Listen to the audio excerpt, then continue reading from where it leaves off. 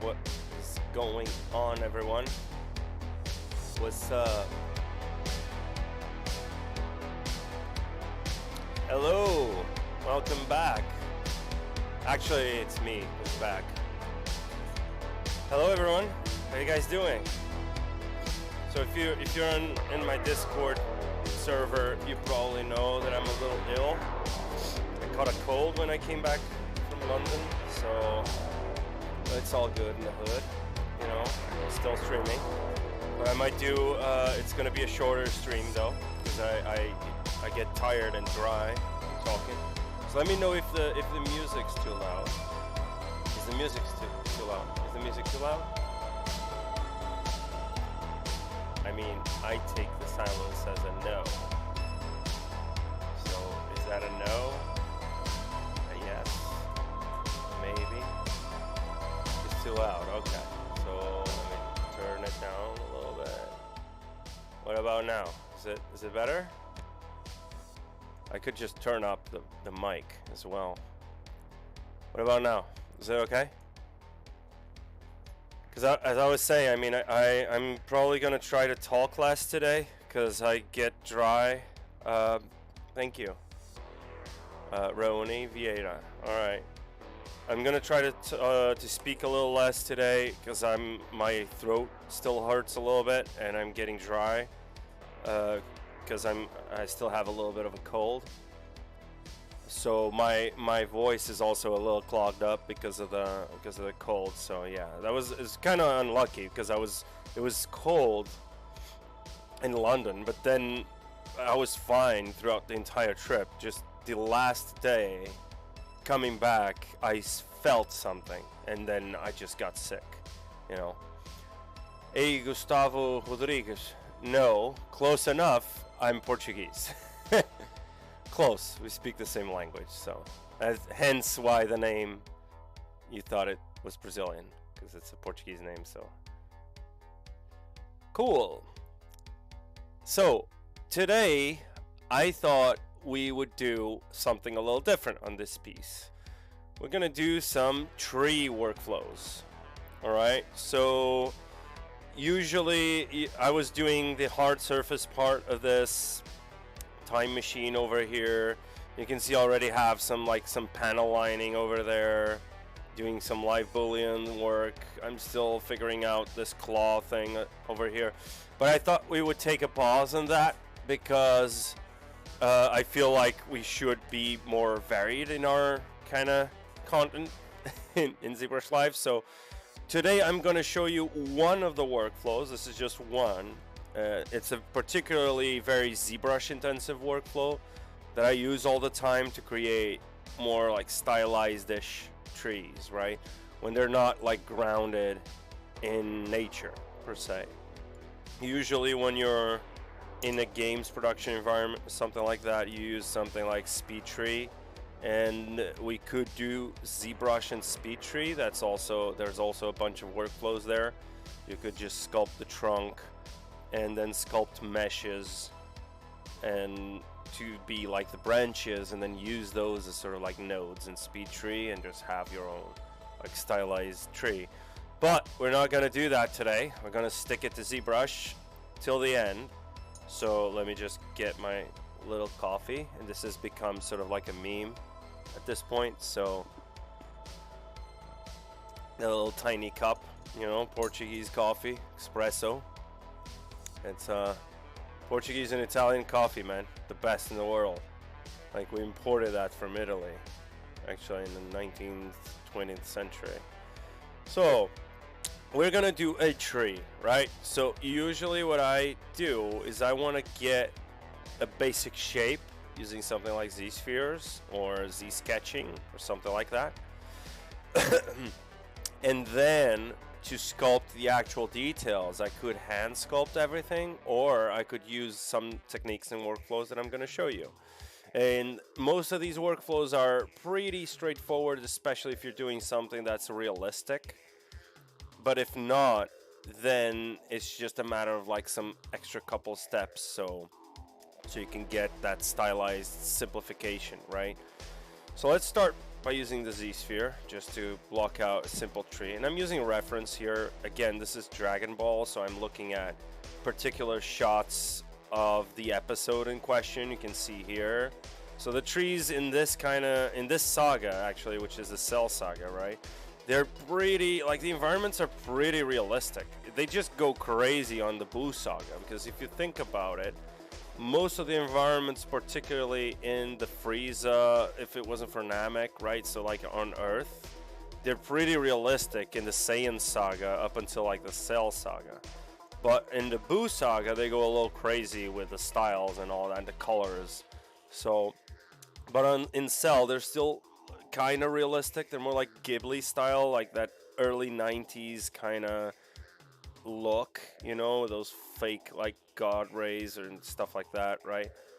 So you can see like what's going on over here. So the rocks, actually, we're gonna have to tweak them as well to make them match more closely to these kinds of cliffs, like with the grass on top of it. So, but for the trees, let's just do a straight-ish kind of tree. I'm still gonna take some liberties here. Still gonna do some twisting, maybe some rotation. Whoops, some rotation over here. If you rotate the Z-sphere, what's gonna happen? It's gonna twist the loops, right? So if I do this, you can see what's going on. It's gonna twist that. So I'm just gonna go over here and rotate this around so you can see what's going on. I don't want to rotate it that much though, so it's just a little bit, something like that, right? So this would be a base trunk, right? And after we do this, we're going to use some Megascans assets. If you guys use Unreal Engine, you know you have a license for that. As long as you're not earning more than like $1 million per year on a game or something, then it's free for anyone that has like an Epic Games account. And if you have that, you have Quixel Bridge and Quixel Mixer. So I use them all the time, especially to source, to get some cool alphas here. So, alright, so let's just tweak this a little bit. Let's do some Z-sphering. Just tweak this trunk a little bit, ever so slightly. Let's check scale. Alright, maybe a little taller. So it's getting a little slow. This entire scene is becoming heavy. There's like live booleans on, there's array mesh, there's a ton of stuff going on over here. So I want to go down here to adaptive skin, turn my density back to 0 and DynaMesh to 0. I don't want a DynaMesh. So now what you get is something like this, which I'm not really happy with how this is twisting. I'm gonna rotate this like that. And this like that. There we go. Right. So now I want to move this up like so. I want to keep it fairly straight, maybe with some zigzagging here and there, but I want this to be fairly straight. Right? So we're going to get something like this. And then after this, we are going to, you know, dynamic subdivision using all of that nice workflow that we've been doing for the last few streams. So let's just keep pushing these Z-spheres over here to just get something that's a little bit more. So what we're gonna do now, we're gonna actually try to straighten this up a little bit, like that, and then scale this down from there, down from there, down from there. So we get sort of like this hierarchical thingy. So let's just push this up, back up, as it was. Oops, a daisy. Nice, I thought. Yeah, it's the name. The name usually gives it away. It's a Portuguese name, so no harm, no foul.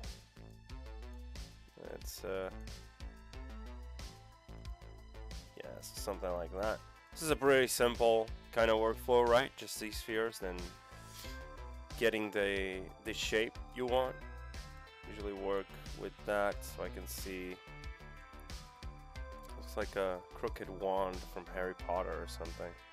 Yeah, this still doesn't. I feel like this could be a little more organic, like so, and maybe like so. Whoops. And now we want maybe a second branch over here. So we want to do something like this, push this Z-sphere out to the other side, maybe like there, and then remember that this always grows like from to the top, right? So it has to angle in that way. I'm gonna push this like that. I'm gonna do some. I'm gonna try to figure out. All right, so if this then has like the, how do you call those? Like the tree domes, right? Like the dome itself is gonna have to fill a lot of this silhouette. But I want to have a very short kind of tree because you can see it in the concept. Well, not the concept, the actual anime. It looks like it's short, but it isn't. Like it looks like it's tall. I'm sorry, because it's like far away. But then you look at this one, which is in the foreground, and it's kind of tall, but it isn't. At the same time, you can barely see any branches, and it's going to be covered up, right? So, and I'm going to try to simplify that because I don't know if whoever's going to do the printing on this is going to be doing if this was going to be for games, I would want to do cards, right? So like for Unreal, stuff like that, I would do like foliage cards for the tree clusters and all that. So that I would go bring this trunk into SpeedTree to generate an atlas, to generate the tree trunks, all of that stuff. But then if I want to 3D print this, there's no way you can do cards because it has to be watertight, so it has to have thickness. So in that scenario, we want to, yeah, so this, I don't know, I mean this kind of works for the purposes of this. And if it doesn't, we could just Sculptris Pro the entire thing. Right, so I'm gonna make adaptive skin, and I'm retaining this Z-sphere over here. I'm gonna create a new folder, let's call it trees, and I'm gonna insert that skin that we got, and we have this. So the second step, we could do possibly just do ZSketching here, you know, so just go where was it? Dang it, I always forget this, because I barely ever use ZSketching, but there was a way here to do sketching. There was a way. It's in this brush. Can't remember where. Jesus. Yeah, whatever. So you could do ZSketching, and then there was what is ZSketch? Oh right, it's down here. Jesus, I'm forgetting everything. I have a cold, guys. Just forgive me. So ZSketch. If I do edit ZSketch, now I can just go over here and start sketching out. Whoa, this is too big. So let's do optimize, and let's just edit ZSketch. Yeah, so sketch. Let's do sketch 1. And yeah, so we want to do something. I think this is always like dynamic. What's the hotkey for this? Shift A, right? There we go. So Shift A, and then we could start sculpting, and we can go like armature, let's say, and just start sculpting like all those tree roots, right? Then we can just smooth it out like that. It's gonna connect perfectly. gonna weld like these points here, so I can start just going over and doing like a twisty motion over here. This is one of the cool things, so liberating. I love ZSketch.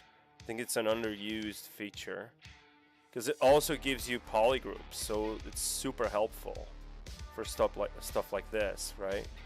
And you could still get something like this going, and then NanoMesh this and weld this all together, so you avoid those holes over there. So you could just get something like that. You're still gonna have like to do some cleanup because ZSketch is kind of dirty, right? But you're managing to get a nice result right off the bat. Just gonna sketch this really quick. Like doing this kind of twisty motion. So I could get the illusion, let's say, of having like that tree pattern going up from over there, from over there, from over there. There we go. So now we can start connecting these like by smoothing them out. Here's the cool thing. This is the result of the adaptive skin, right? So you get something like this. So ideally you would have to cover your Z-spheres with ZSketch kind of, right? So if you want to take this second step, then sure, by all means, but it wasn't really necessary, to be honest, because we're still going to do the mega scans thing.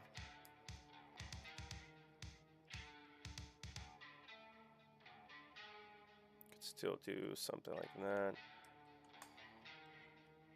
You can see the issue that we're gonna face, right? Like inside there, if you get too much resolution, you could find yourself with some like holes and weird stuff going on, you know. So yeah, so let's do some more like armature. Oh, this is an armature, that's why it was behaving weird.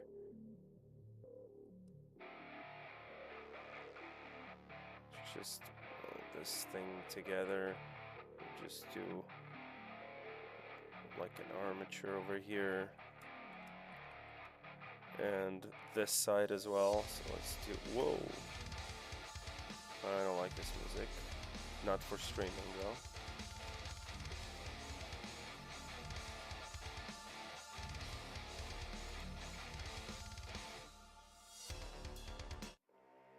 There we go.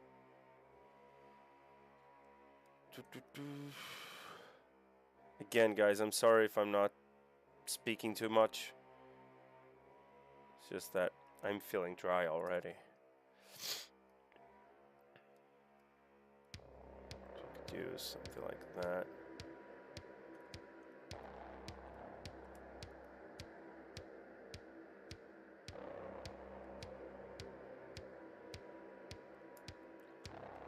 Get something like this. I could just do smooth. So this is a different kind of smooth. It's just gonna push it in, push all of these kind of bulging forms in. This just doesn't, I don't know why that's happening though. So it gets something like this, right? And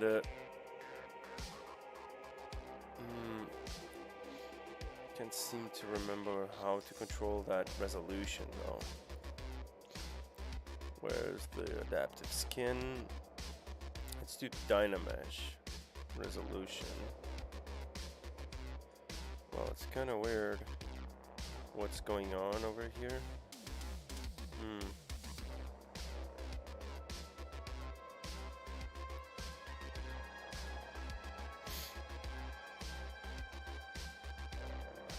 Yeah, whatever. I'm gonna take care of it. One thing at a time, right? So let's do sketch A.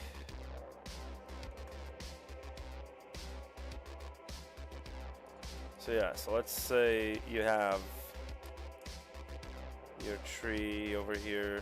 So the idea of the Z-Sketch is not to actually use it with a Z-Sphere armature, but more to use it on its own. So you have like a single Z-Sphere, for example, and then you sculpt like, I don't know, something out of this. But you could, and we have done this before. So if you go and look, stay tuned for like a Rookies article that I'm gonna release soon on my latest open world environment, and I'm gonna go through the process of creating like the hero tree. There's like a unique tree in the beginning of the scene. If you go to ArtStation, that tree was made entirely in ZBrush, including the control of like the vertex color. So vertex color is used for wind in Unreal Engine in that scene. I'm using vertex color for like cross shear and stuff like that on the foliage. So in order to have the cards not move in a different kind of rhythm to the branches, I basically did like vertex color poly paint on the actual model. So there's a workflow. The workflow is going to be described there. It's going to be detailed to the best of my ability. So you could check that out later, and I'll announce it in the server. But I basically use this same workflow. So Z-Sphere, Z-Sketching, just to sketch kind of the rhythms of this tree, even though this is kind of, I don't think this is going to work that well. But yeah, you could do something like this, so you can see what's starting to happen, right? Let's just use the other one because this is going to take a while. It's just so you want to have like a very specific motion. But in this case, in this scenario here, you could just get away with sculpting, right? So if I just divide this a bunch of times, and I can actually run it through a polish. Just do this. Let me just select these over here. Whoops. Control-Shift-Q. This is a poly group. Let's grab these. Control-Shift-Q. Expand. Control-Shift-Q. Another poly group. Same thing here. Control-Shift-Q. Another poly group. Right. So you have this. Let's polish this. Let's divide this and now polish by groups. So it's kind of curving out. Polish by groups. You can do this even more. There we go. It's starting to pinch over there, but that's okay. So get this very basic kind of shape for the tree. You can still go over and smooth it a little bit. Let's do move infinite depth. Just move this, make it irregular so it doesn't look that Z-sphere-y, right? So let's just do this. There we go. Polish by groups. Okay. So one of the things we can do is actually spawn some branches over here. So we could just do this, or if this is a poly group, this is the beauty of having poly groups. Just invert this mask, blur it out, invert it, blur it out again. Yeah, that's true. Yeah, but Shadowbox, I feel like Shadowbox is a little bit more, let's say, dated than ZSketching. ZSketching still has a lot of like uses that it's more. I mean, Shadowbox too, of course, but it's just that there's so many ways to do like hard, because I feel like Shadowbox at the time was the kind of the only way that you could do like hard surface, you know. This was like way before even NanoMesh existed, right? Because to create geometry inside a ZBrush was a whole thing, right? Usually you would bring something from other software, right? Before NanoMesh and before so before all of the options you had, you either started with a primitive here. So if you wanted a very specific shape to start, it was really hard to get that. So shadow box was a good way to actually get people just creating meshes, let's say. But now that there's so many ways, like NanoMesh, there's Sculptris Pro, there's Z-spheres, there's whatever, I just don't feel like there's a need for that. So I'm gonna use, just to get some branches over here, I'm gonna use FiberMesh for this. And I could actually just grow this mask a little bit, just so it starts like down here, and then I'm gonna blur this. I could actually just focal shift down. Whoops, not down. Just have this focal shift down here, and then just, all right, let's just do something like that, just to blur it out a little bit, like ever so slightly, and then just let's invert this. So now this is going to be our, oh wow, okay, our mask. I want some branches over there. So let's preview this, and what I want right now is, let me just start with a single fiber somewhere. I don't know where that is, so let's up the coverage. Let's just do a couple of them, maybe like something like that, right? And I want this base to be like, I don't know, the color is kind of irrelevant, but you know, whatever, just do something that's clearly visible. Yeah, Sculptris Pro is amazing. Sculptris Pro, especially when you're doing hard surface and you want to keep things like very tight on like your panel lining, for example, it's really cool because it can localize density of geometry on a particular area using like a smooth brush with like 0 Z intensity. And I'm going to show you guys when we get to like the panel lining of that time machine. But even if you're like dividing the mesh or you're dynameshing, when you do the chisel brush, it gets very edgy, very aliased, right? And just drink because my throat is.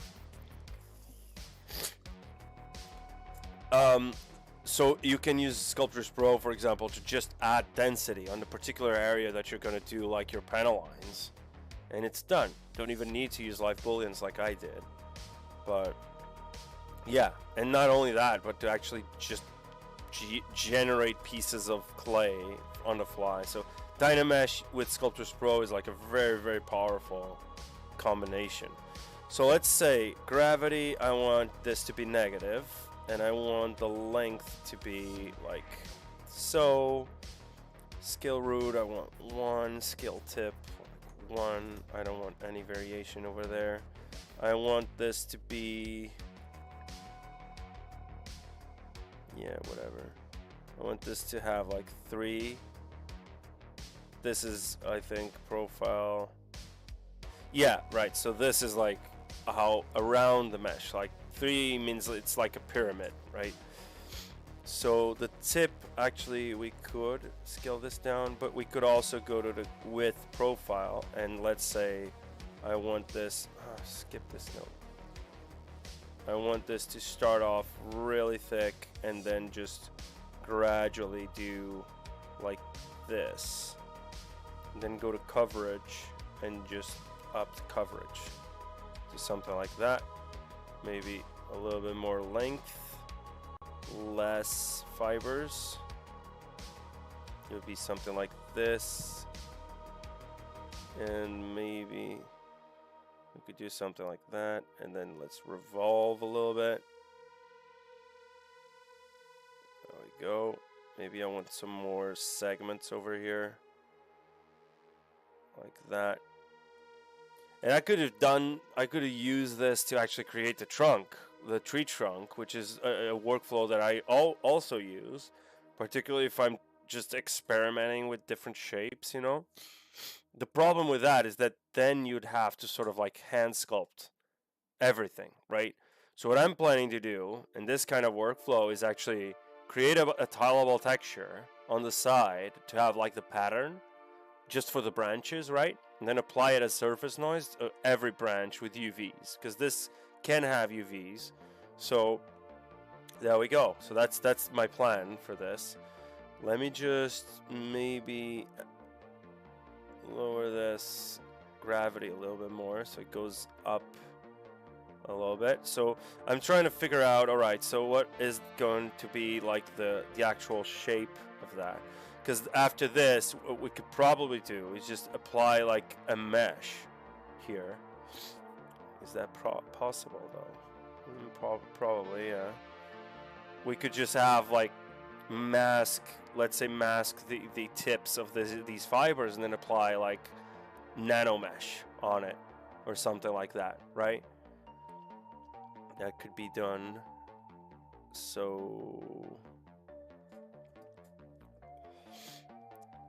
let's see here, right? So there's no variation in gravity. We want some variation. Not a lot though. So, okay, not a lot of variation, because otherwise it's just gonna go crazy. I'm looking more at that over there. Oh, lots of scan data, which... Yeah, scan data, like Sculptris Pro is a very, very, very useful tool for scan data, for sure. Yeah. So let's go and check. Yeah, I want to actually make this width curve like that. Doesn't really matter because it's gonna get filled up with the stylized kind of foliage, right? But I'm still thinking, what can I do to sort of like enhance the dome, right? So it's gonna be like that, which in the original... Yeah, I guess it kind of works. I want more segments though. Want to lessen this twist over here. And I want 4 at least. So you can have like a bulky-ish. There's some trunks here intersecting and overlapping, which is not cool. Hey, João Vitor. Sup? A little sick today, so my voice is kind of, you know, keeping my voice down. But I'm still here, resisting, streaming for you guys. So density variation, maybe we could lower this a little bit. And we could lower the gravity. This is kind of weird, so let's do length variation. I don't want that much length variation actually, and I want more length. Actually, we could use some. There we go, whatever. So now if I apply this, where is it? There it is. Except this is a separate subtool, right? And this second subtool is kind of, it's geometry, it's sculptable, right? But at the same time, first of all, it's giving me 2 polygroups, which is awesome. So it's like, I don't know why it did that, but it's doing it, so, which is cool because it means you can actually do different things with different sides of the geometry. You could also just run an auto groups and it could work. But again, what we can do is, give me a sec.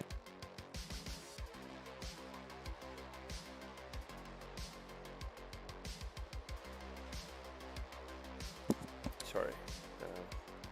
So what we could do over here is actually we could mask this off. So you can see it's sculptable. I'm smoothing with my smooth brush, right? I could just run a little smooth brush up and down my branches over here, 3 branches over here, just doing a little bit of petting over here, you know, petting my tree, pet a tree. If you haven't done so today, pet a tree. You'll feel better by the end of the day. There you go, petting a tree. And now you have to be careful though that this doesn't change, right? So I could have masked border before I did what I was doing right here. And the cool thing about this is we can still go over our previous like ZSketch thingy and still sculpt on that, right? So we'd have something like this, right? So I don't want any poly paint for now, because I think that's going to be irrelevant, because we're going to do something cool and different. But what we can do, because ZBrush knows this is a fiber, this still knows it's fibers, we can go over here to masking and go to mask by fibers and fiber mask. And as you can see, it's basically masking with a gradient from bottom to top.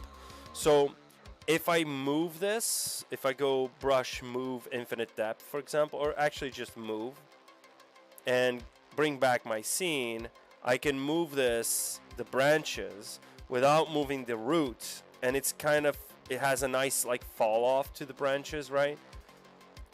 So I can actually just tweak the shape of my dome as I see fit. One other thing we can do is with this mask on, we can just come over here and start playing around with, alright, so I want some sort of like IMM or whatever, maybe like a NanoMesh thing just happening. So if I do this, actually invert this and do this, I can apply a NanoMesh to every single one of these. So I'm going to go IMM. I'm going to open up this IMM primitive, not the H one, the regular one, and just do maybe like this octosphere. I don't know. I kind of like it. But before that, we want to turn this into a NanoMesh brush. So now this is a NanoMesh brush, and I'm going to go to octosphere, and I'm going to do insert NanoMesh, polygroup, all. So I'm gonna do this, right? Woo, crazy. Now I have a crazy kind of weird looking tree over here, but it's already looking like, you know, it's a stylized tree, you know.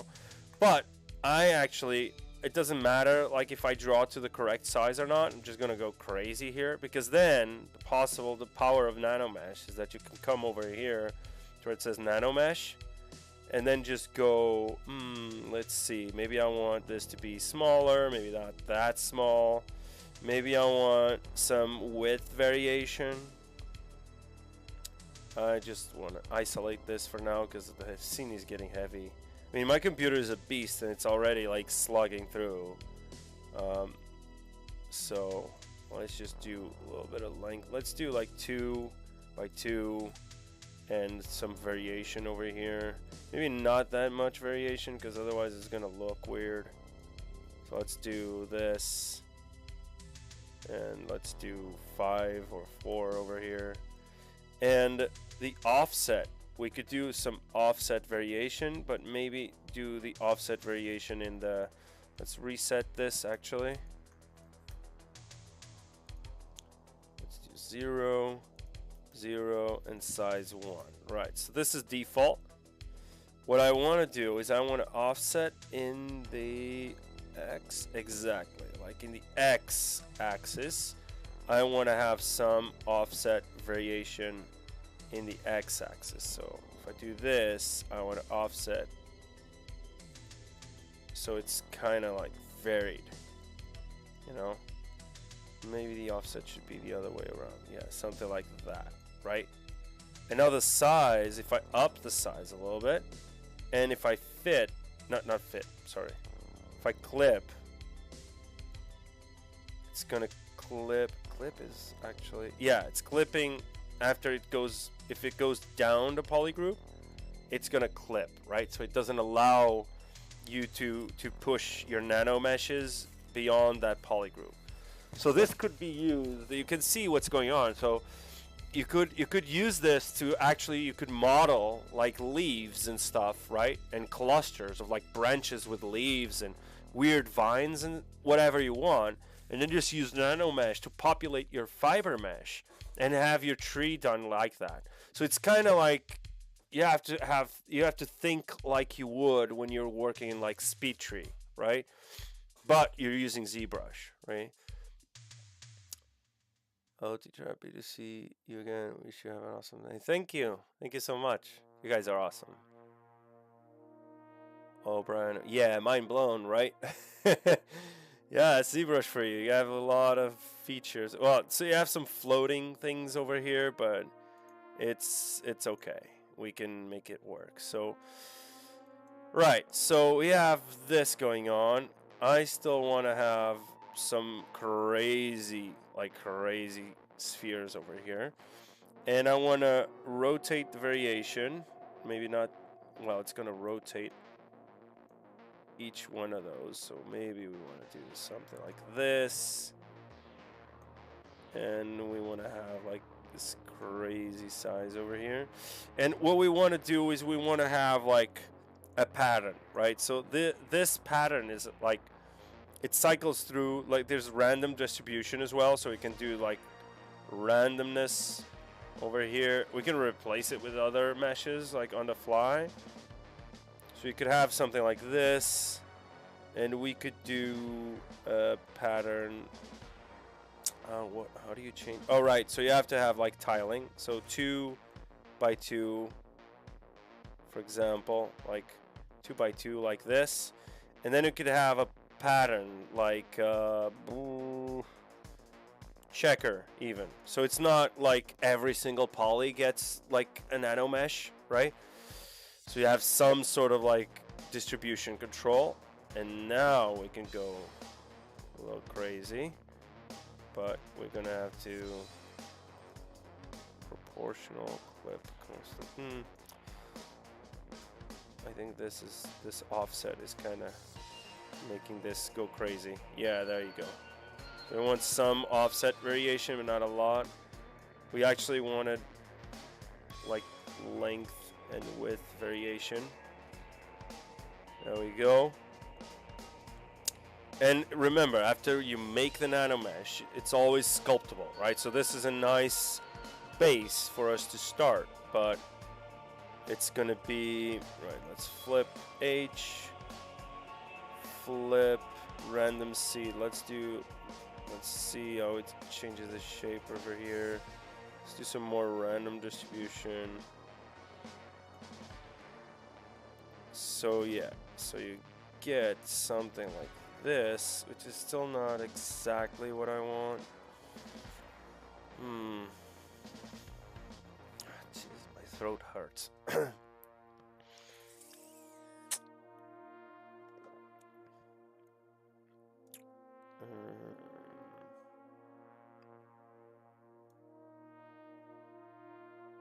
Do something, maybe some offset over here.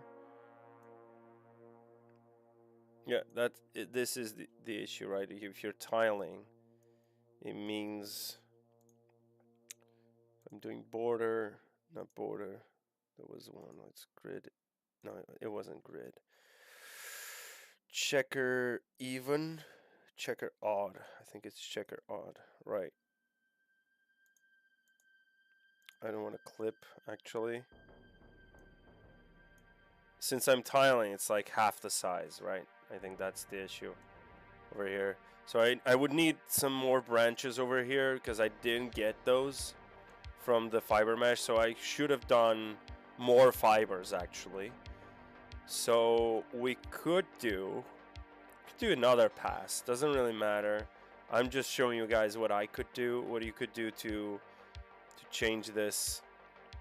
So what you could do now, if you really want this to kind of work, let's turn off NanoMesh. Let's go over here and do a different sphere, for example, like the actual insert sphere. So let's do polygroup all.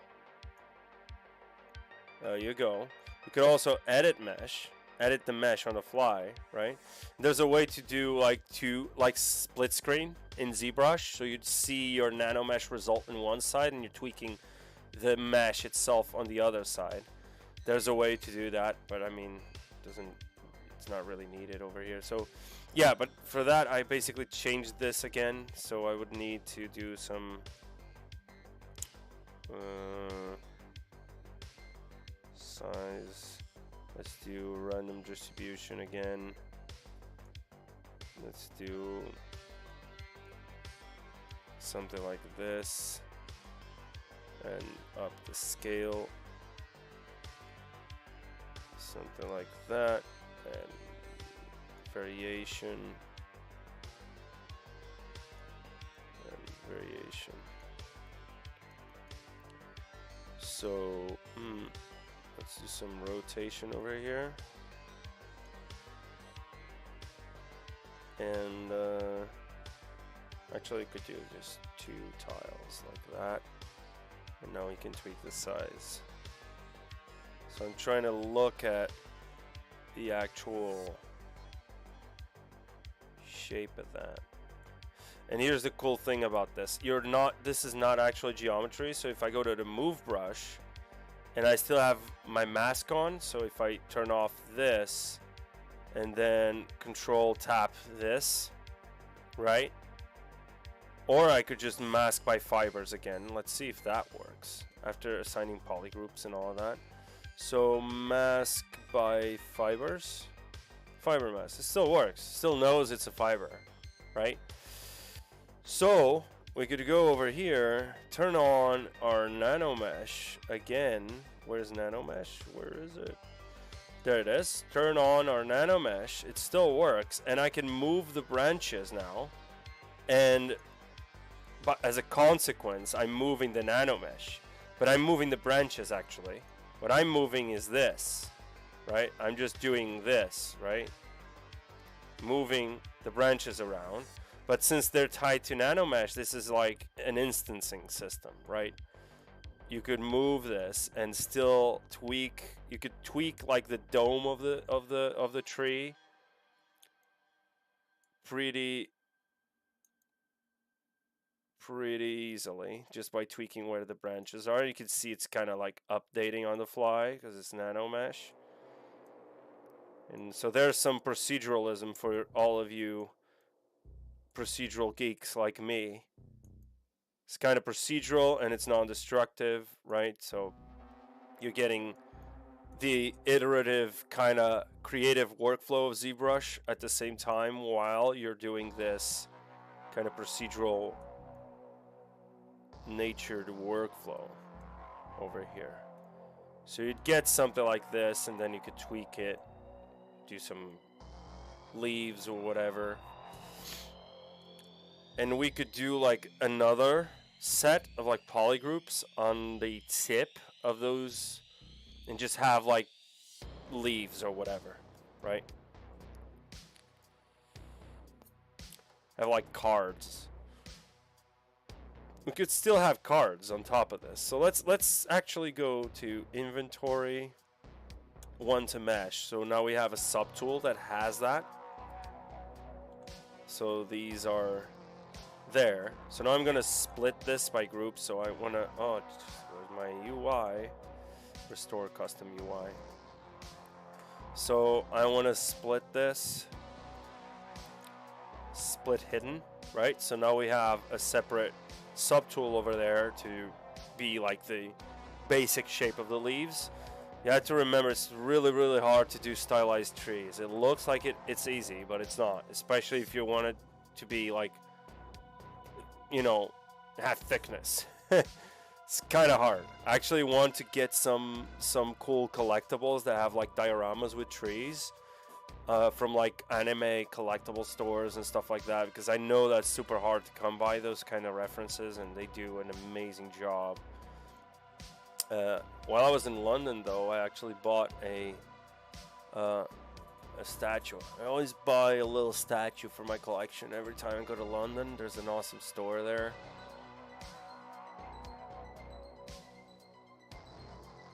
Oh wow, thank you. Yeah. I mean, yeah, it's just the spaceship, and then this is basically a single rock replicated around using array mesh, and then just assigning that array mesh to actually have geometry so we can sculpt on it. And we're gonna sculpt on it. We're gonna make like some grass patches over here, the trees over there to sort of like fill in the composition, right, for the shot. So, and right now I'm just showcasing what I would do to the trees, and I'm gonna try to do the Extractor brush workflow because that's one of my favorites actually, using mega scans. Right, so if we have this and we have this fiber over here, this FiberMesh over here, we could actually assign, we can actually just flip this mask over and then just sharpen it a little bit. Sharpen it a little bit more. There we go. And now we could, now let me just sharpen it up. There we go. Now we could do another FiberMesh pass on top of this. So FiberMesh, let's open this up. But instead of doing this, I'm actually gonna open one of the Lightbox FiberMesh. There was one here that was actually cards. Do I really want cards though? Let's try this. No, this is horrible. Doesn't look that great, especially like this. If I do a render, yeah, doesn't look that great.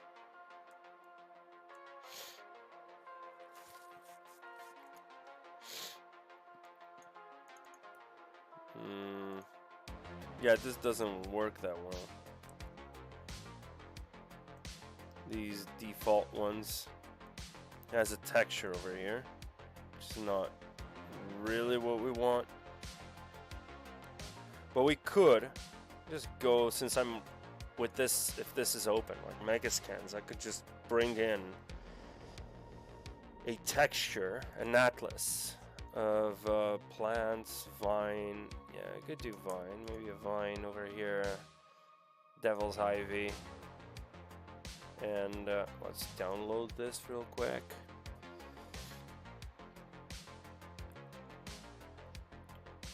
We could do tree, needle, stem, leaf. Let's go leaf.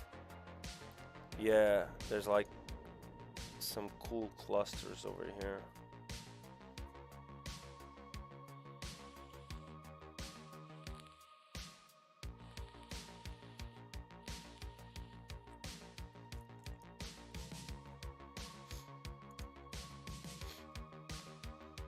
Yeah, so I'm downloading this. And now what I want to do is I want to open that up. I'm sorry, I'm just opening it up in Bridge. Where did I save that to? All right, Megascans library, downloaded, Surface. Is it Surface? No, it's Atlas. Yeah, there you go.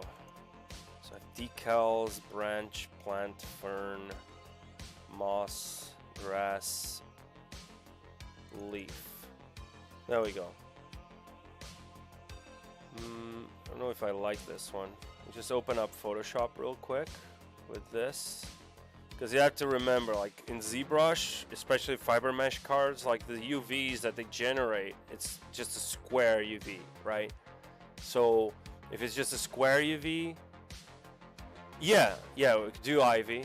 There's some cool things coming. You guys should actually check out next week's, I think it's the 15th, right? Yeah, it's the 15th. I actually had that here, so I could show you guys what do we mean when we're talking. There's gonna be a nice special stream next week, and I can't say anything else, so you guys should check it out. Where's ZBrush Live? There it is. ZBrush. I think it's announced in the splash screen, right? Yeah, it's in the calendar already on ZBrush Live. So you go to calendar, on ZBrush Live. There's a stream next week, and I think it's on Wednesday.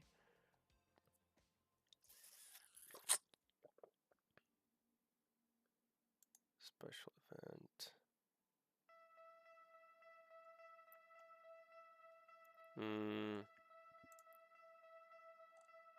Yeah, there's going to be a ZBrush special event next week. And that's going to be awesome. So there's a lot of other things. There's also like Eric Keller. He does amazing like nature stuff. Basically, it does like animals and biodiversity and science and stuff. If you want to do like nature kind of modeling in ZBrush, I would definitely check his stream out.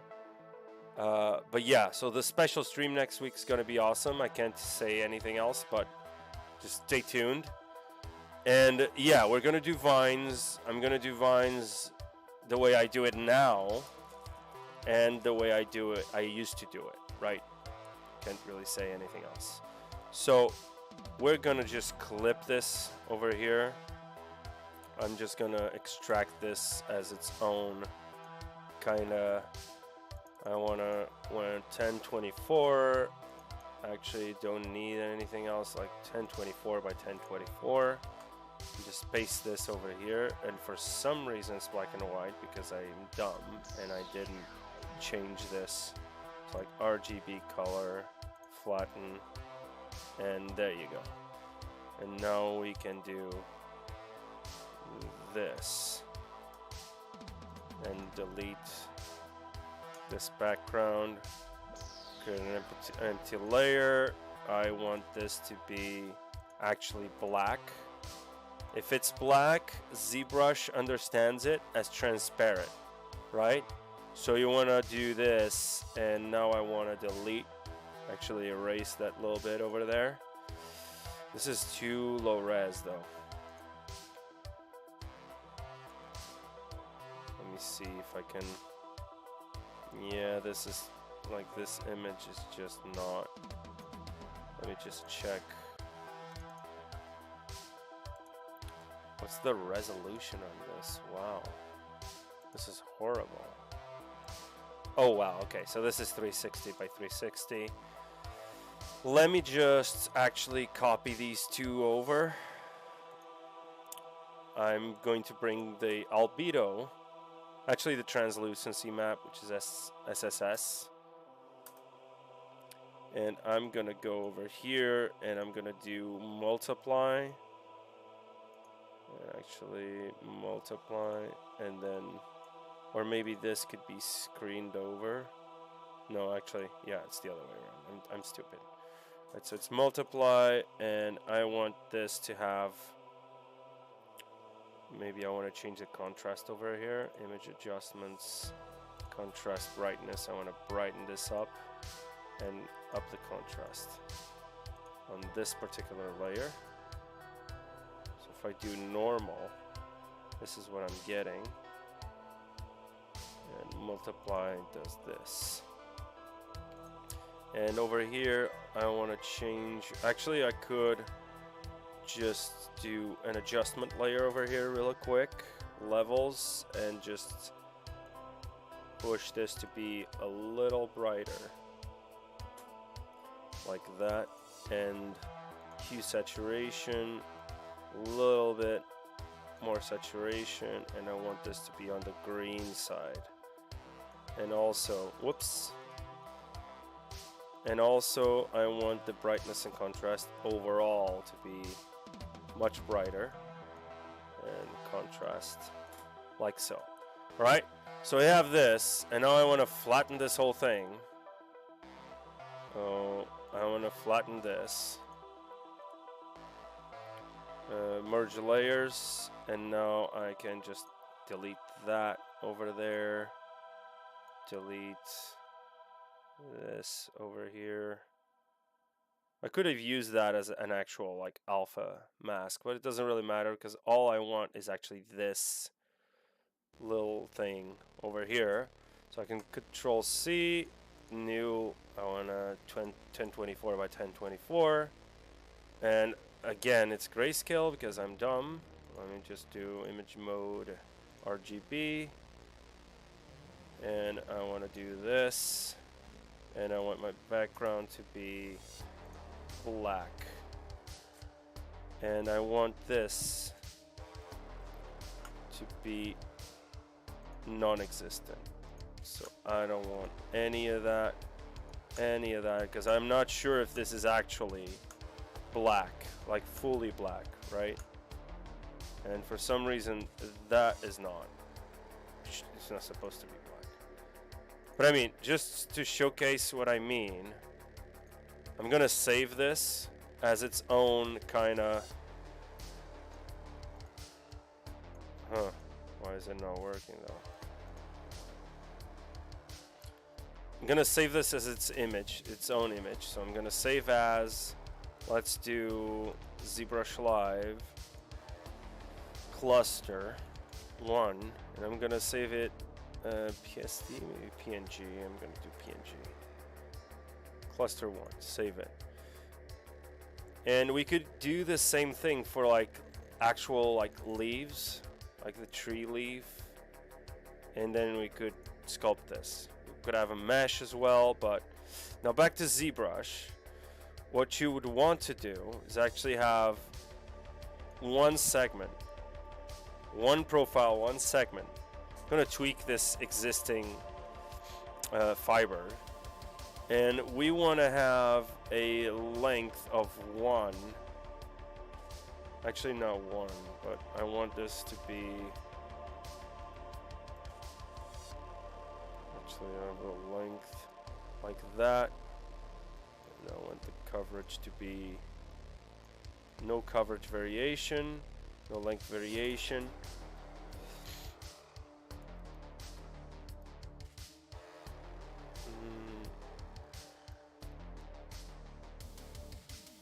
I actually wanted to reset this.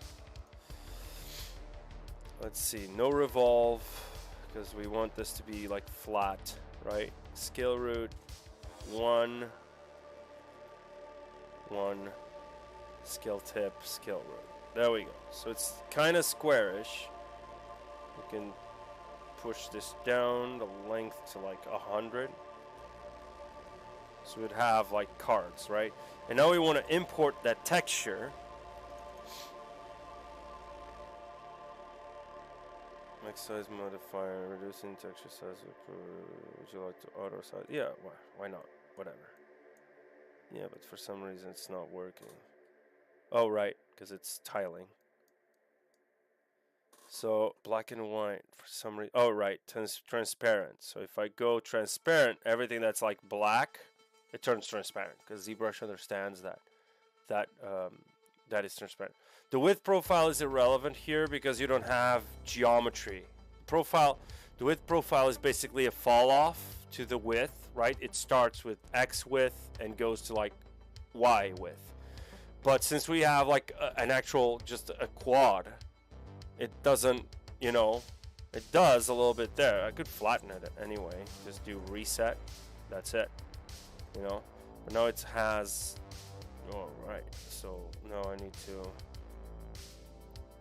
raise the coverage. Yeah, maybe I want to. Yeah, I want this to be. This is just the general width. There we go. And maybe you could have more fibers, so you could do something like that. And this is a card, right? So it's like this would be for games, right? I wouldn't do this for like 3D printing. You can't, basically, because it's not watertight, right? What you could do is actually use that image that we just got from Megascans to create a mesh and then spawn that as fiber. But my point is that we can mix and match this. If you're really just doing illustration, right? You can mix and match this to actually come up with a nice result. You could do like something like that. Maybe reduce the fibers. Maybe do some coverage variation over there. 0 revolve, 0 twist. I don't want any variation of the twist. I don't want any gravity. I just want them like that. Maybe I want them pointing up or something. Maybe. Maybe not. So clumps, we could do some clumping. We'd have multiple on the same side, on the same place, right?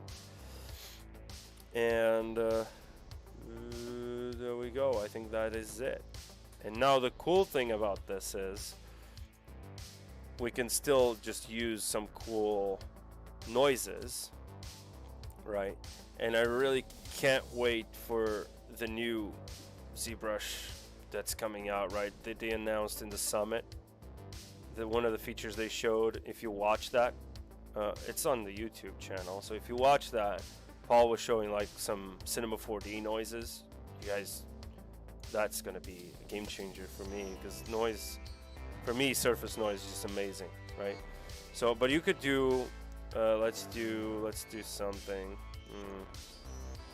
Let's just do this. Plug in scale. I don't want to mix anything. I just want to go with something like this. And raise the strength over here. Turn off relative. There we go. Edit this. I want to do...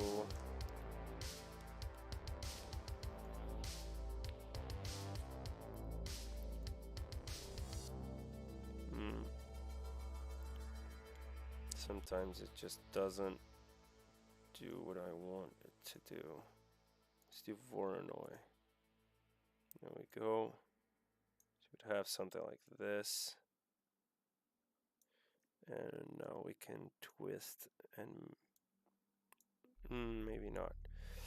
We can actually mix and match with an alpha though, but spiral. Maybe this works.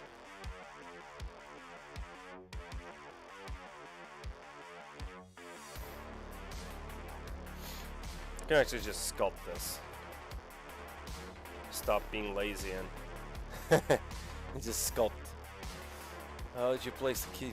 I thought something was going on with you guys to not mention that. Every single stream, there's always someone. Yeah, so the kid boo is a cam view. So this is my cam view. I can come over here to preferences, go to cam view. Where's the cam view? There it is. And I can just go and switch my cam view. There's a bunch of them that come shipped with ZBrush, and you can make your own cam views in ZBrush. Give me a second, guys.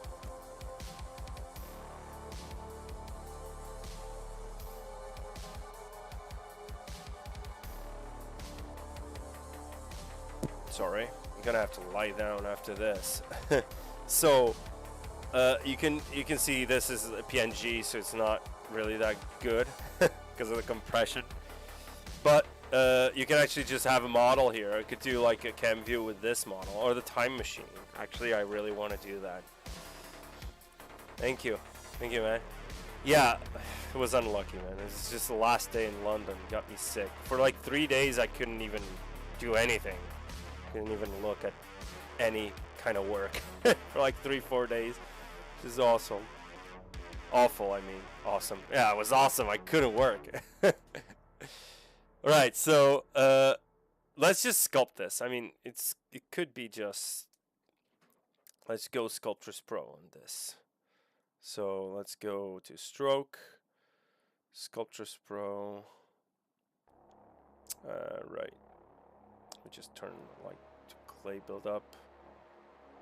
Actually, I want to do the nudge, and I want to turn on this. So I'm starting to learn some stuff from Patrick.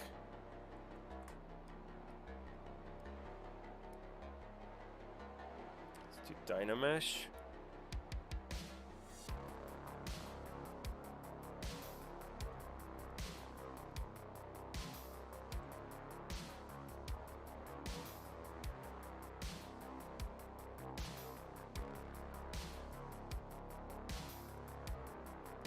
Create some randomness, because this is still too, it looks like spheres, right? And you don't want it to look like,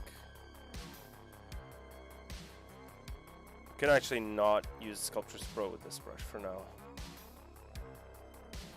Just do Little nudges over here and just smooth it out. Remember, this is still stored in those fibers, so if we insert a new NanoMesh, we could still get the same result.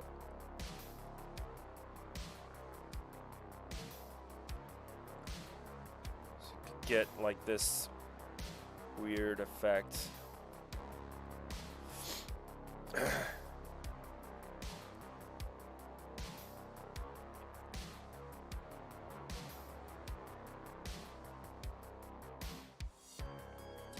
This is where I would use, in my own pipeline, I would use something like Substance Designer to come up with some cool like stylized noises for like foliage and stuff, just patterns, right? And then use that in ZBrush as a displacement map, for example.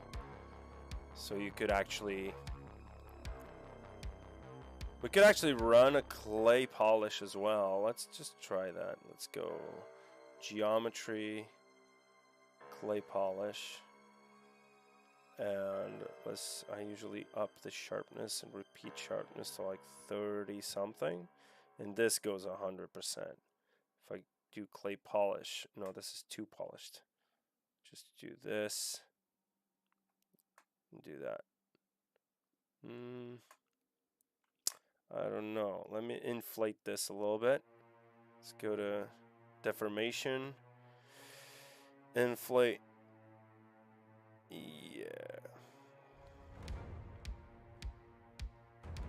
Something like that. You get a puffy tree. Yeah, this is too much. Too blobby for my taste. So let's just go over here. Let's add some like general noise over here. Let's just do, actually, I want to do some marble noise. There we go. And I want to do this. I want to do that. I don't want this to be that intense. So I want to do some basic noise and do max. Just go max. Noise scale should be like all the way up. So we could do like the effect of foliage, right? Actually mix it up. Get something like that. Maybe the plugin scale could be something like that. And now if we apply that noise, and then we can actually, so it's kind of like to break up the aspect of it, because then you would do something like clay polish on top of it, and it would do a nice effect. We're just experimenting here, guys, right? So where's the noise? There it is. Surface. Let's apply the mesh. And the cool thing about this is that it can mask by noise now. And now we could invert this and just go crazy with this trim dynamic. Right? Blur this mask a little bit and then just smooth it out like that. And now we could run a clay polish. So where's the clay polish? Clay polish. And there we go. This is maybe a little too...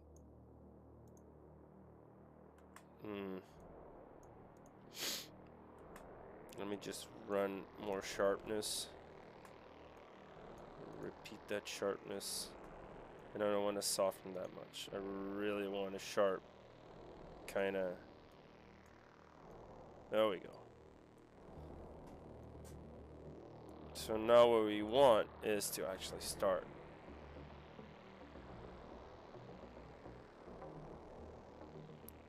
Shaping this to be one, basically. So it doesn't look like a rock, you know, like a bunch of rocks on top of each other. Just trying to be as loose as possible.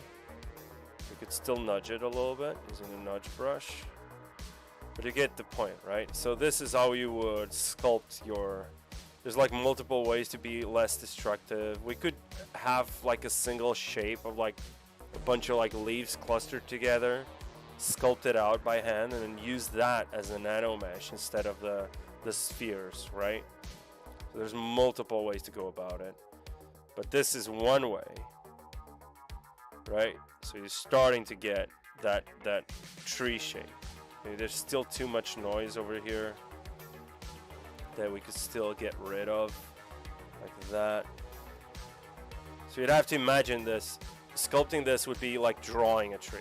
You know, if you're drawing a tree, you draw like this shape of the shadow and the light. You can't just draw every single leaf, you just draw the mass, right?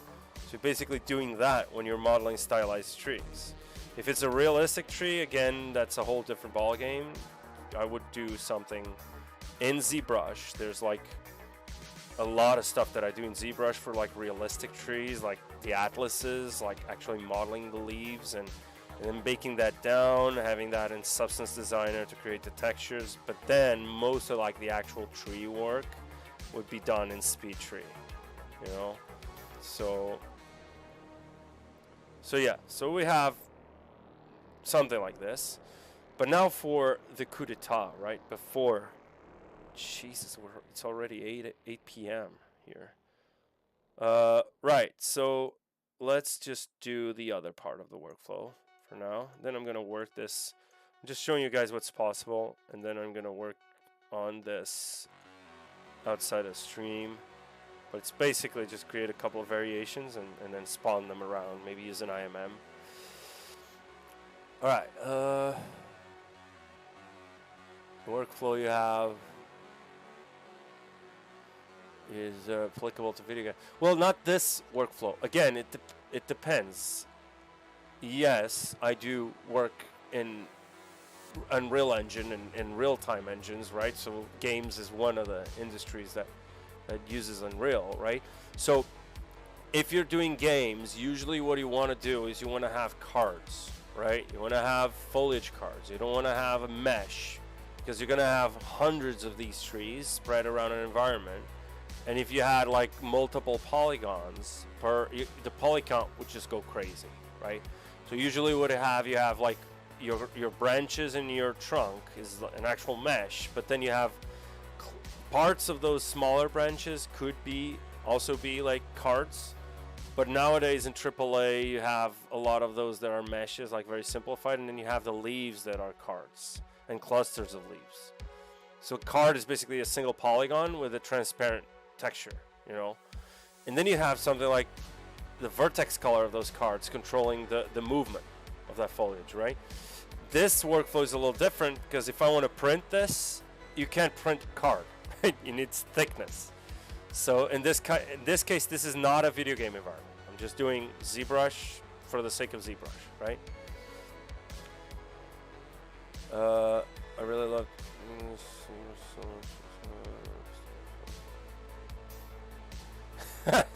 Yeah, like the nudge. It's just nudging, right? I mean, I'm not a native English speaker, so I'm Portuguese, so it's fine. you can learn whatever that means. Do you use AI in your workflow? Well, no, I don't. But I do use AI to help me out with stuff when I'm stuck. So I used ChatGPT once to figure out why the heck there was an issue, a rendering issue, with my latest open world scene. Again, when I publish it on the rookies, you guys will see it. Let me just post the links here, because I'm gonna post that there and on the Discord. So if you go, there's the Discord server link there, there's my ArtStation, there's Instagram, there's my articles that I write. So I'm in the process of writing a big, like 3-part tutorial article on how to create open world environments, like landscape environments, like huge open worlds, using ZBrush, Substance, and Unreal, and SpeedTree, and all that stuff, right? And one of the things that I used AI was when I was stuck, because foliage in the material, it outputs the speed, but then if you're rendering it at a particular frame rate, it gives you like visual glitches, right? So there's like a very technical thing that you have to go through in Unreal, that you have to check out, like what's the tick speed of the CPU, right? And then you have to sort of export the speed as it is animated in the material. So it's kind of weird, right? But I was stuck. I didn't know what was going on. There was like weird visual glitches going on in the foliage. Foliage is a pain in the, you know, like you guys have no clue. Like I really check out the visual quality of a video game, the visual quality and the quality of their tools, let's say, by the foliage and the water. It's two of the most difficult things to do convincingly. So games like Ghost of Tsushima for me are just visual, you know, it's just amazing. Like, so I did go to ChatGPT and asked it, like, how do I fix this? What's going on? And I talked to ChatGPT to figure out what was going on, and ChatGPT actually told me to check out XXX documentation, whatever, on the Epic Games, like Unreal Engine documentation, for more information. So it's like doing so basically you're using ChatGPT as your own guide through the Unreal Engine documentation and online to search stuff for you. Like, this is a nice video, or this is a nice article that you can check out. So that's how I use ChatGPT. I don't use ChatGPT to write my own code, if that's what you're asking. But I do use it to sort of learn more, because now I understand how outputting speeds in vertex displacement materials work in Unreal. If I just used AI to solve that for me, then I wouldn't have known how next time I would be stuck again, right? So ChatGPT for me is kind of like my partner and not like my substitute, if you know what I mean, you know? And again, Midjourney as well, sometimes just to bash out, like I bring in, let's say, a very simple render that I do of a very simple shape and pour it into Midjourney and say, make this, I don't know, surrealist. So something like that, right? And then I experiment a lot with prompts and my own like very basic clay renders just to get out something really quick. So then I can take that and finish it up in ZBrush and do like an actual cool concept. So I do that for concepting mostly. But AI, it's mostly ChatGPT, and it's mostly like Unreal Engine technical art, very specific stuff that you can't really find that information easily online. So AI is great for some brainstorming, problem solving. Oh yeah, definitely. Like AI is not, and you wouldn't do that. Like, why would you? I mean, why would I use AI as like a complete product and then, hey, I did this? I didn't. It was AI, right? So makes no sense to me. I mean, to me, AI is just another tool, like many other stuff that happen. That's like when ZBrush first came around, right? When ZBrush first came around, people were so used to like doing the box modeling thingy that they were just, you know, very skeptical of ZBrush. One day you won't be using Maya or Cinema 4D, or actually it wasn't Maya. It wasn't Cinema 4D. It was Maya, probably Lightwave, probably Softimage, XSI, right? 3D Studio at the time. It's like 90s, right? And I wasn't a 3D artist back then, but my father was a computer engineer and he had 3D Studio installed in our computer. I actually saw him work a couple of times as a kid. I didn't get into it until very like later on, like way later. But okay, so let's just run through this part of the process real quick. One of the cool things I like to do for tree trunks, so you have like polygroups here. We could do like tiling texture, surface noise, whatever, right? Just stay tuned. Back to the article thing. Just stay tuned. I'm gonna release an article in a couple of weeks' time, maybe before December, ideally. That's gonna outline my entire process of doing like the latest piece on ArtStation. Instagram link doesn't work. Let's see. Ah, right. It's not. Sorry, guys. This is the old link. Let's see.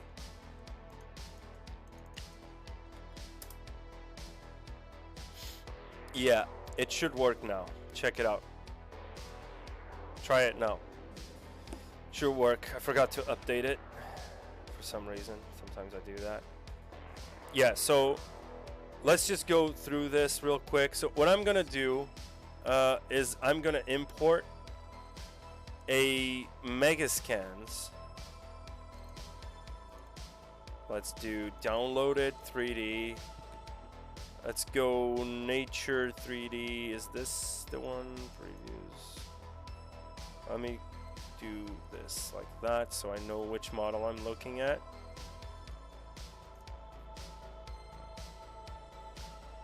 Nature tree. So not this one. Come on. Yeah, this one is cool. So high poly. I can import this really like straight off the bat. And this is a Megascans asset from the Quixel bridge, right? So you have your high poly source. And I like this pattern over here. I really like this pattern. So if I want something like this, I could use something like the Extractor brush to extract this out. So first of all, let me just DynaMesh this real quick. And it's gonna crash. Please don't tell me it's gonna crash. It's gonna crash. God damn it. It crashes sometimes because the high poly, for some reason, in Megascans is triangulated. Because it's a scan. Oh, right. Okay, so it didn't crash. Oh. Wow, that was a close one. So I'm gonna go back here and control tap that undo history so I can project it back. And what I usually do over here is I just smooth it out ever so slightly. Just smooth it, smoothing the entire mesh. Smoothing out, especially the area where I'm gonna extract the details from. Just pat the mesh again, just smooth it out.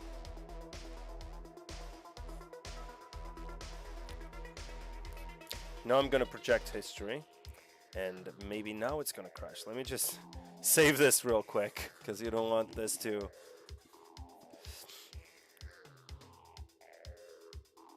All right, so I'll look into that. It's like.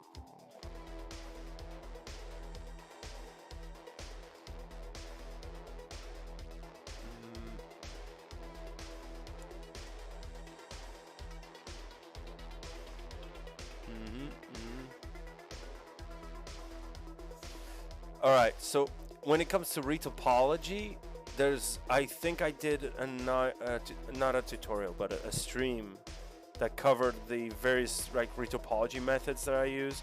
But when it comes to retopology, it's whatever works. And I'm an environment artist, so the topology and edge flow is not as important as it is for a character artist. Unless you're doing hard surface. For hard surface, it is important because you want to have clean normals. But not for deformation, right?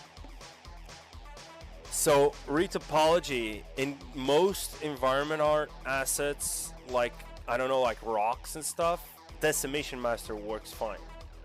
Works perfectly fine. Especially if you're using a nanite workflow, that's ideally what you want. So retopology, it's a whole different thing. I could just do a stream just based on that if you guys want. Just going over every single retopology method in ZBrush. So let me go, where is the project? Right, sorry, my brain's not. Project history. It's gonna project that detail over there.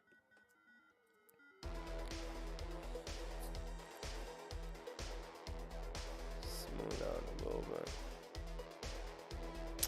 And I think now it's gonna, no it isn't. Okay, cool. So we get some DynaMesh details, some cool, weird little thingies.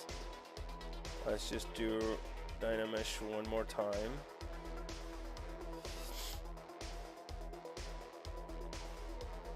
Again, you have to keep in mind this is Megascans, so it's never going to be perfect, your NanoMesh is still gonna ruin a lot of the detail, right? So it's scan data. There we go. And let's project history again. This is one of the workflows I would use to clean up scan data in ZBrush. Just project history. Get that data, that raw data, and do a control tap on the history brush, on the history, the undo history, and then just clean up, do ZBrush, whatever you want to retopologize this, and then just project history and subdivide. Right, so project history is basically I go back in history to the point where I want that detail, control tap that to get like an undo little tab there, and then I DynaMesh, I ZBrush, I do whatever, and then go over here to subtool project history. That's basically the workflow, right? And yeah, so this is fine. Let's just do this so I can show you guys what I mean when I do like Extractor. So let's go BXT, that's the Extractor brush. And let's say I want this thing, this pattern over here. So I'm gonna tap G, and now it turns blue. As you can see, it's turning blue. And I'm just gonna do this. Oh, actually I needed to, forgot. And be sure to let me know if it freezes, because this is gonna, it's pushing my CPU right now. It's red, my computer turns red once it's like hot. CPU is hot and it's fully red. So if I crash or something, just let me know in the chat, right? If for some reason my stream gets laggy. Alright, so we're done, but this is not actually what we want. I just usually come over here, do like a sphere 3D, make FiberMesh 3D, DynaMesh, and then test it out. You can see it's not ideal. Yeah, this is not happening. And it's not because I forgot a very important step, which is you want to tap the undo history right there. And now you want to press G, and you want to do this. Now it's going to extract the detail from that particular area. Because what it was doing was reading from the undo history to that point what changed, right? So, and now it's actually getting me this particular detail. So once you're, oh, there you go. So now if we go to our sphere 3D, right over here, this is what we're getting. We're getting a nice little tree pattern, and let's just test this out. So let's lower the intensity a little bit, like that. Let's just brush this out on the surface right here, and now let's run a clay polish, and let's see which settings work better. On the sphere it's easier, so it's not as destructive. So let's do some sharpness. Let's do what I usually do. It's like soft till the max. Kinda. Let's do less sharpening. Okay.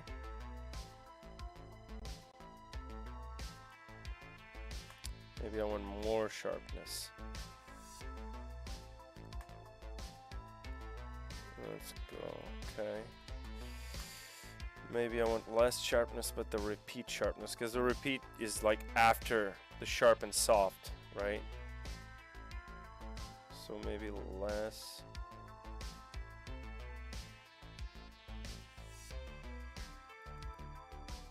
This is still too noisy. Let me just go back to where it was.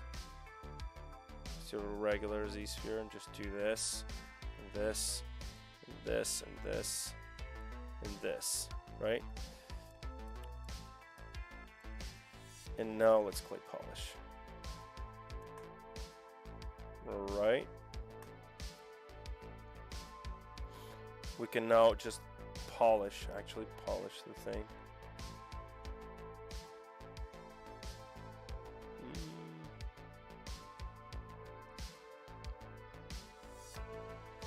There we go. Kind of works. I don't know. Maybe it's too noisy. This Megascans asset. Let me just bring in another one just to test it out.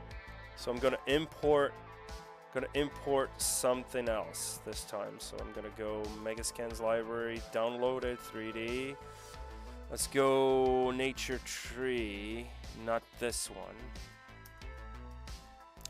I had a few of them that were like logs.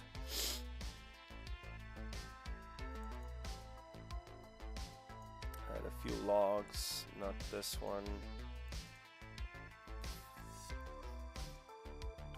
Maybe this one. I don't know if this is kind of, let's see. If it has too much noise, like for stylized work, it's not really ideal. All right, so this might work. This actually might work. Right? Because we can also tweak this. This is an alpha anyway, so we can also tweak this on the alpha palette. Let's just do another extract over here. Let me do G, and let's do this like that. I want to go like top to bottom, bottom to top, actually. And we're lagging, right? Whoa.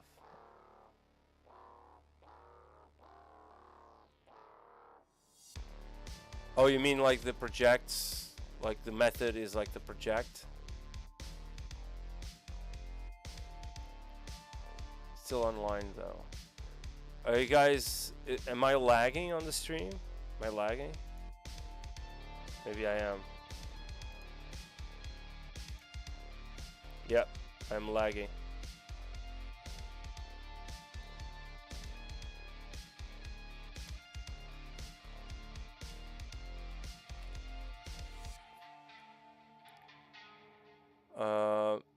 Just the video feed, perfect sound. Okay. Yeah, it's because of the extractor brush. And I hope it doesn't crash though. I know what's wrong here. Damn it. Forgot to do the undo history thing. I always forget that. I just wait. Sometimes when you wait, it just comes back to life. Let me just look at the chat real quick. A game or feature film environment artist. I'm a game environment artist working on Unreal Engine. And well, nowadays it's kind of like a blurry thing, right? Because there's a lot of films that are using Unreal for virtual production. So I did work on a couple of projects for virtual production. They are not out yet. How long would they give you to complete your section? It depends. That depends on what your task is. Because like, again, it depends on the studio. So some studios you have like ownership over a section of the environment. Some studios just give you, like, you're the foliage dude, you know, so you do foliage for whatever. But other studios, like, especially when you were talking like interior environments, usually there's like a number of environment artists that are assigned to specific, at least a specific type of room. So if you're doing like a dungeon, and it's like goth dungeon, you know, and there's like multiple types of dungeons, the one with that particular style, it's you, right? So it depends on the studio again. But if it's like a full environment, usually it depends on how many people are on the team as well, right? So what I'm doing environment art, but sometimes I'm an environment technical artist, which is like an in-between environment artist and a technical artist. So I do a lot of like shader stuff, like material stuff in Unreal, procedural systems, some blueprints here and there, optimization, a heck of a lot of optimization. So that particular role is usually more of like a long-lasting role. It's not like you have X amount of time. It's just that you have to optimize this particular mesh. You have to optimize that section. So you have like micro deadlines, right? So again, it depends on the project and depends on the team in the production, right?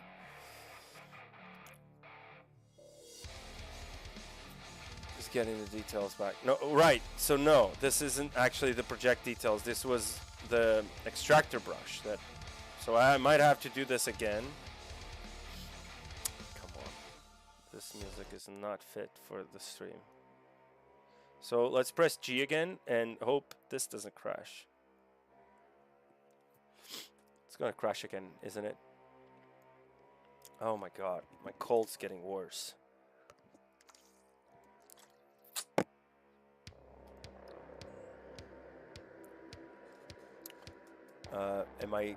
Is my stream dead now? Yeah, it's getting the details from the mesh, the current mesh. And I've forgotten to do that. You can see the alpha is all weird.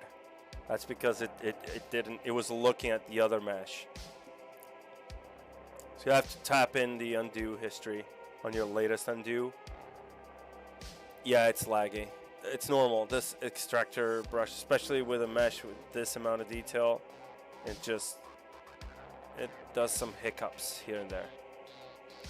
This takes its toll on your CPU. You know, this kind of workflow, extractor brush. It also depends on the source mesh, like how detailed it is. This is a scan data, so it's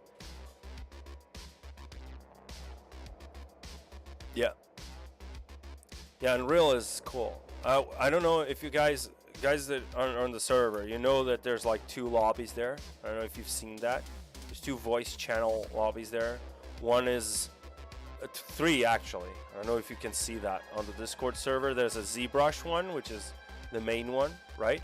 Then there's like Substance and there's Unreal. So eventually I'll do some cool like streams on the Discord server with Unreal, right? So like material stuff. Oh, the audio's choppy now. Is it? Damn it. I didn't anticipate this happening. That's the problem with not having like your own like stream machine. There we go. So right, so let's test this out real quick. I don't want to spend too much more of your time on this. So this was the previous result. This is the current result, which is cool. And we can tweak the alpha. Let me just dock this alpha palette right over here. Let's dock this. Go to modify, and we can modify this alpha. So we can go and set, let's say, the midpoint. Where's the midpoint? Mid value. Do something like this. Mid value, alpha adjust. Something like that. We can blur it out. And alpha noise, alpha radius is like scale of the noise being applied. Seamless radial fade contrast, right? So more contrast, like 2 and 3 blur. So you'd get something like that. See that? So you get a very simplified version of that alpha without any further work, basically. So you don't need to actually go and tweak, but we could just maybe not just blur this once. Whoa. Oh, Sculptris Pro is on for some reason. Yeah, because you can use this with Sculptris Pro. So get something like this and then run a clay polish. So you'd get that. And this could actually work to our advantage. So we could do like the very small striations of the bark, the tree bark, and then just do clay polish. And we'd get this. Maybe we can even do some more sharpness. And we'd get something like that. Or we could do repeat sharpness. And we'd get something like this. Right, so different results, just try it out. Try different, experiment with different values so you could get something, you know, that pleases you. Something like that, clay polish. So this is a very regular workflow that I use all the time for trees. So let's do that with our tree now. So let's go to the scene. There. it is. And we could actually even do a texture with this, right? But we can also sculpt this by hand. So like that. See that? So we could actually just go over and do our... One of the things I do is I actually set an undo history over there because I want to morph it and use the morph target brush. And I go to thick skin. I turn on thick skin, like 10 maybe. So I could do, whoops, not 10, like 20 was fine. So you'd have something like this, but then it doesn't exceed that particular area. So maybe I don't want thick skin for now. Yeah, forget thick skin. Thick skin is a different, it's gonna be in a different stage. So no thick skin, because I want to deform this actually. So just go around your tree. I don't know, this is, I'm kind of rushing it, but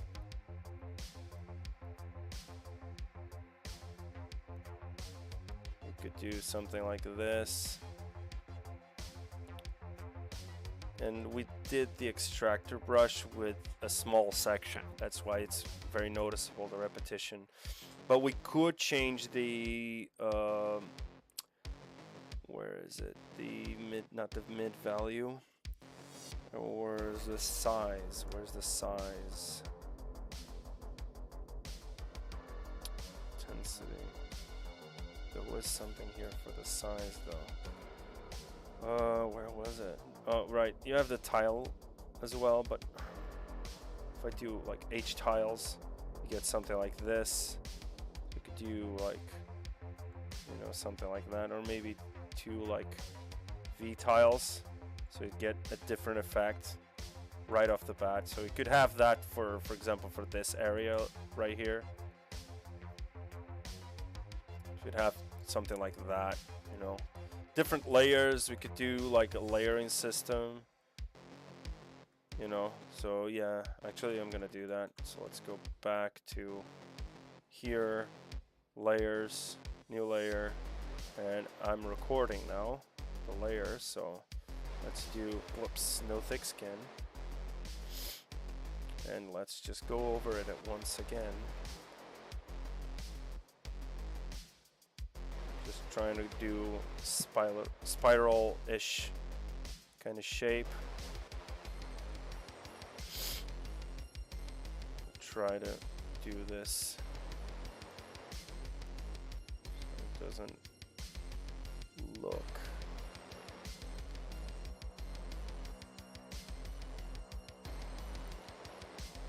Actually try to sculpt something beforehand, but I mean, this is just to show you guys how I would use the extractor brush to create the effect. Could also just use the extractor brush and then just create a tileable texture with this. And since this has like polygroups, just run UV master and you're done. So we can have something like this, like that, right? This. Jeez, why am I getting a cold? It's getting cold actually, even in Portugal. So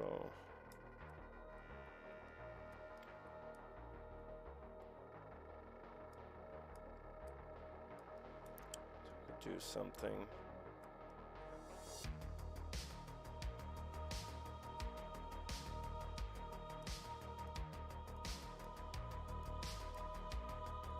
Right.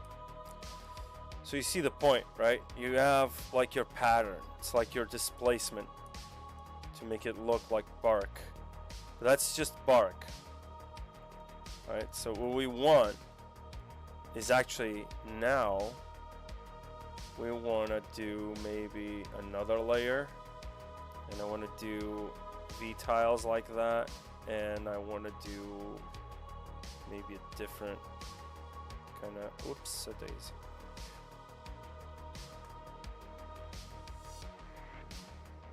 I want to do like some noise like that.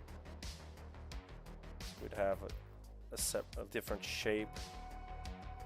So you're kind of using that scan data as sort of like your base to create your own brushes. That was my point, right? So you'd have something like that. So you could actually pressing Alt to do some cool like trunks. Maybe do go over with a standard brush and just push it like that, get a different shape. And now what I want to do like after this is I want to go over here and do the clay polish. And actually I want to do sharpen, soft max, repeat sharpen should be like 27 something. And there we go. Well, it's not working as I intended, but it is here. You can see what's going on. This is pretty much what we were looking for, but it's still not perfect. But we could just do something like this. See what's going on over there? So we could just do something like this, and then just use the move brush and move it in. As deformations, let's just bake all and actually use the inflate brush with Alt. So I'm inflating inwards. Maybe not that much. Let me just lower the Z intensity a little bit. Just a tiny bit, like that. And we're starting to get that crunchiness of like the trees right there. So now we can even add contrast. Let's go and contrast. Where's the contrast? Contrast.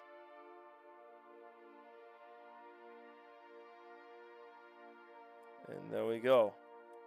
Well, here it's a little too much. I sculpted too much noise there. So we could just go over with our...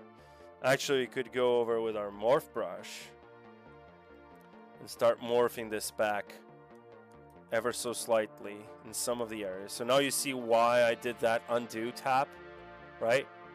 And why I did that morph target. Not a morph target, but the undo history. So I'm using the undo history with a morph brush to morph it back, not everywhere, but and not super intense everywhere, but like ever so slightly, so you get that little shape. Maybe this area right here doesn't need to be like that. This is too intense. Just morph it back ever so slightly. And if you're doing this by hand, it's way better than just projecting or lowering the, because it gives that irregularity as well. So for example, here as well. So you get that. This is not going to be seen anyway because of the whole like dome thing. But we do have, there was a contrast delta. Is this it? Contrast target. Yeah, so we can use this to just up the contrast in some areas. So for example, over here, there we go. Maybe smooth this out a little bit and then add some more contrast. So this is the cool thing about using clay polish and then the contrast, because you can actually, so I'm combining a bunch of different features like Extractor brush with Megascans data, and then using that data to create a brush basically that would give me like the broad patterns of like bark, and then using morph targets and the contrast brush to actually come over here and do some more like fine tuning. Like here, for example, if I up the contrast over there and then smooth it out, maybe do like some trim dynamic, like very small scaled trim dynamic, like that, like that. You can see what's going on over there. It's like inflating inwards. So would have something like this, right? Something like that.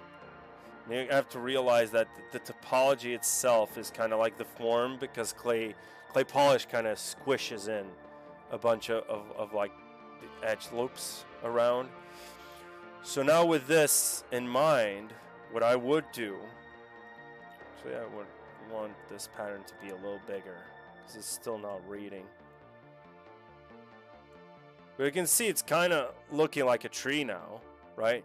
Especially with this kind of like fluffy, weird, like dome, cluster domes thing. But it does look like a tree, right? And it doesn't look too noisy. We can still keep working on this forever, actually, because trees are a whole different thing I love to do. Well, I know this is kind of unpopular, but I just love trees. I used to love to draw trees when I used to draw in the mountains. Like I used to go with a couple of friends every year to like the interior of the country. There was like some cool mountains and riversides and stuff like that. We would just draw either like landscapes or draw trees. So that was a nice experience. So yeah, but you can see how basically I use the Extractor brush and I use mega scans in ZBrush. So our goal now is to actually get something that has some sort of like detailing, as you can see, like this. But it's not too noisy, so it looks realistic, right? So it has that kind of faded look to like peak 90s anime, right? So something like this. And the cool thing about this is that we can now just do, if you want to apply some colors to this, you can just do the mask by cavity, because this has, trust me, like weird topology. If I go over here and do like delete lower, you can see how the topology is kind of warped because of the clay polish.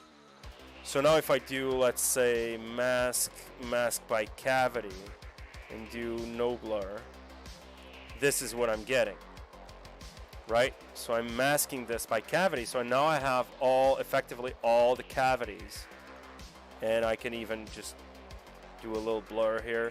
So now if I want to apply some very basic poly paint, for example, so I want to have something like this, maybe a little darker, less saturated, and more brownish. Would have something.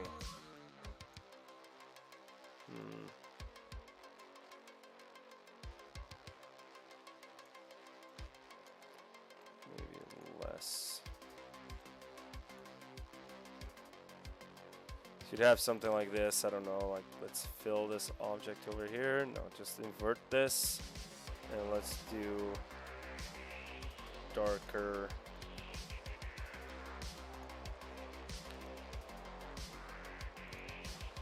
Fill object. Let's invert this again, and I want this to be. Let's do again. Fill object. This is too dark.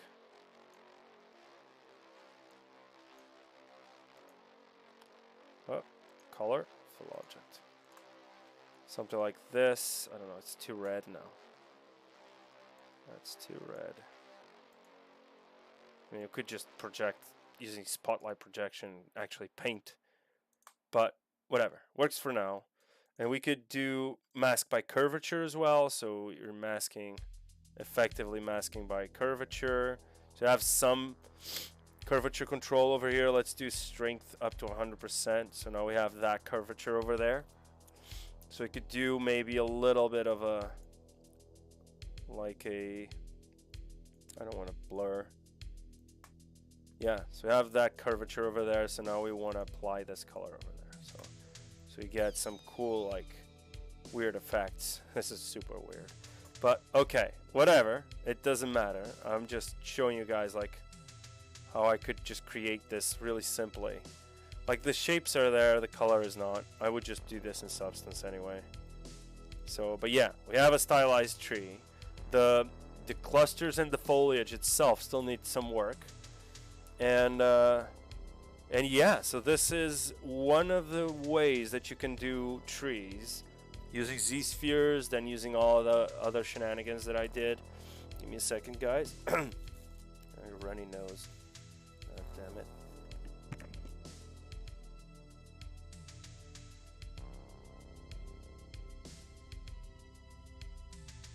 Sorry, guys. I think I'm getting worse from the flu. All right.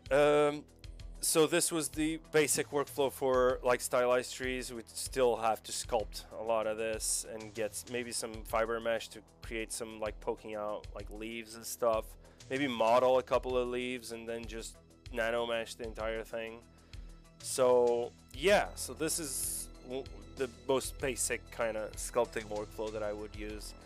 I could just dedicate an entire thing to this, like an entire project to like trees and stuff like that. And I can't wait for the new release of ZBrush, to be honest. Like from what they've shown in the summit, a lot of this would be super simplified, especially the FiberMesh kind of branches workflow, which just have the anchor brushes, right, do its thing. If you haven't seen that, let me just show you. Let me just show you what I mean. It's here on the channel. It's the ZBrush exclusive first look. There it is, exclusive first look into ZBrush development. ZBrush presentation. I'm gonna just put it on chat. There it is. Yeah, go check that video out for the new upcoming features. It's looking incredible, to be honest. So yeah, guys, this is the beginning stages of the trees, right? So I hope you guys liked this workflow. Let me just do a little thing here. Do mask by curvature. Let me just blur this a little bit. Mask by curvature. And move this. So brush move. Blur this a little bit. We can move this. Oh. And then soften it up a little bit. Yeah, so you could get that weird effect over there. Yeah, so you can see like the possibilities are limitless using megascans. And again, it's like an infinite amount of models that you have here. Like you go to 3D assets, you have everything. Like from rocks, which you can do your own like extractor brushes to get like rock details. This is one of the key things that I use all the time for like photoreal stuff. I design the shape of the rock, and then if I want a particular like detail, I don't sculpt it by hand. That's the nightmare. I just use scan data, extractor brushes, and then texturing and substance to come up with that. So you can come over to nature. There's like debris, rocks, mushrooms, like snow patches, right? So there's everything here. And trees just come up to like something like this, which would be a model that looks like that, like this, right? And you look at it and go, maybe I like that little section of detail over there. So you can actually download this, go over here to your download settings, and be sure in the models to check high poly source, because this is what you're gonna use in ZBrush to capture details for your extractor brush, right? So, or something like this little driftwood trunk,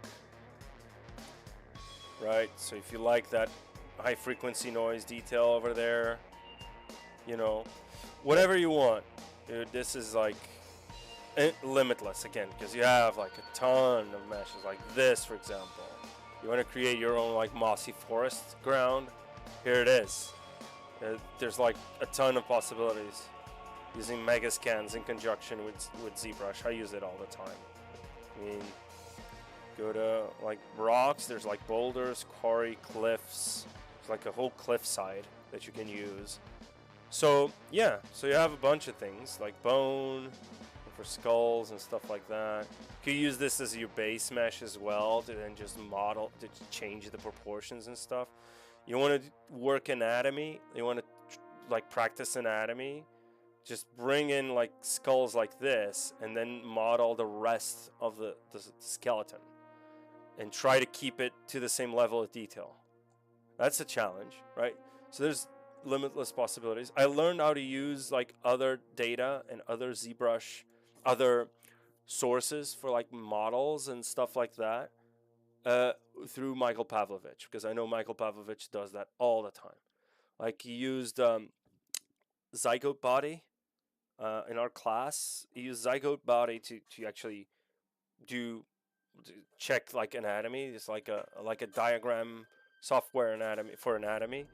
And he used there was this other software that he used to like just actually get like real engines from like actual cars and actual motorbikes, and then just export that as like raw data in FBX and bring it into ZBrush, and then just retopo that and rework that into like some hard surface crazy stuff. So that was a habit I got from Mike, to just use whatever is at your disposal and then just use that as a base to iterate on. So there we go. Right, guys, I gotta go. I gotta jump. I'm getting really sick.